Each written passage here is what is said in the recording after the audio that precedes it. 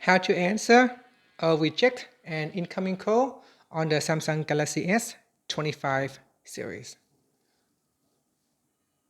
So when you receive an incoming call, if you would like to answer the call, what you want to do is swipe on the green button to the right.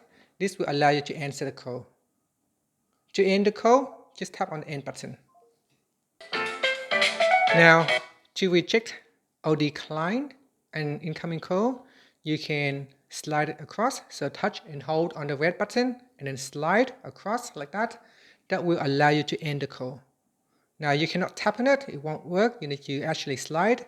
There is one feature that can allow you to tap on it, and that feature is actually you need to activate it in the accessibility settings. And that's it. Thank you for watching this video. Please like and subscribe to my channel for more videos.